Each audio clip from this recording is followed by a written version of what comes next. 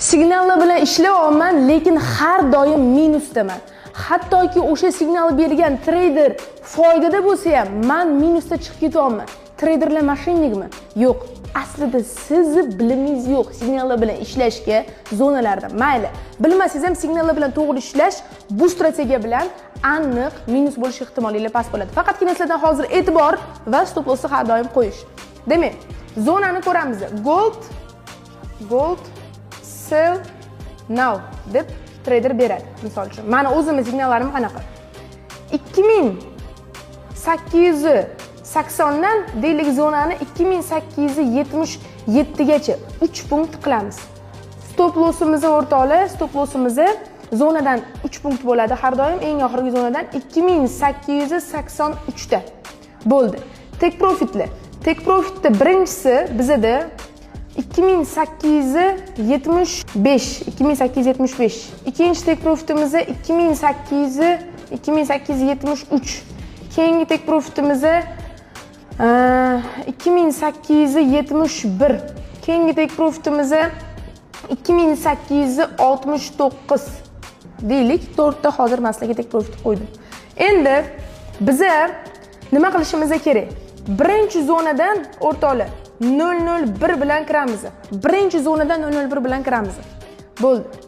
2878, 2879 ignore qilamiz bu zonalarni. Bu o'rtadagi zonalar. Bizga har doim birinchi va oxirgi zona qiziq bo'ldi. Boshqa hech qanaqa zona qiziq emas. 2880 dan 001 dan xohishinglar bilan 003 gacha kirasizlar. Endi bu sizlarning xohishinglar.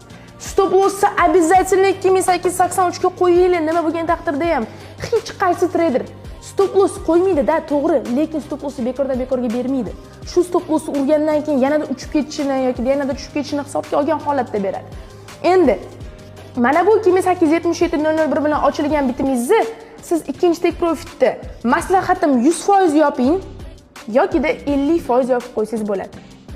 Men sizga beradigan maksimal maslahatim 100% yopishingiz. Oxirgisini bo'lsa 2880 dan kattaroq risk bilan ochilgan bitimingiz bo'lsa, siz full take profitgacha ushlaysiz, faqat stop lossni ochilgan narxdan sal pastroq qo'yib qo'yasiz. Misol uchun 2880 dan ochgan bo'lsangiz, deylik 2877 ga qo'yib qo'ysangiz ham foydada yopilib ketadi. Uchib ketgan taqdirda ham bitimingiz. Bo'ldi. Oxirgi full take profitgacha uchishimiz. Balansimizni $100. Bu strategik $100 balanslar uchun, lekin любой balans uchun o'zingizlar satnashingni qilsanglar bo'ladi. Men endi minimal olyapman. Endi $100 siz bir hafta davomida katta summa aytyapman-da, aytishinglar mumkin. 5% hedge fondlar orzu qiladi, 5% ular orzu qiladi, lekin o'rtoqlar, biz $1 million haqida gapirmayapmiz. Biz $100 haqida gapiryapmiz. O'shaning uchun sizlar bu strategiya orqali bemalol balansingizdan $250, $300 ga agar har kuni ishlasanglar, chiqara olsanglar bo'ladi. Deylik, minuslaringizni hisoblagan holatda $250 ga chiqara olsanglar bo'ladi. Va sizlar $100 ni yechib olasizlar, cho'ntakka qo'yasizlar $100 ni, $150 ni balansda qoldirib, dalshi ishlasanglar bo'ladi. Psixologiya shunaqa. O'zingizni pulingizni qaytarib oldingiz, foydangiz qoldi. Unga bemalol risk qilib ishlasangiz bo'ladi. Keyingi videoda ikkinchi qismida aynan shu qolgan $150 bilan qanaqa qilib ishlab razgonam qilib olsak bo'lishini ko'rsataman.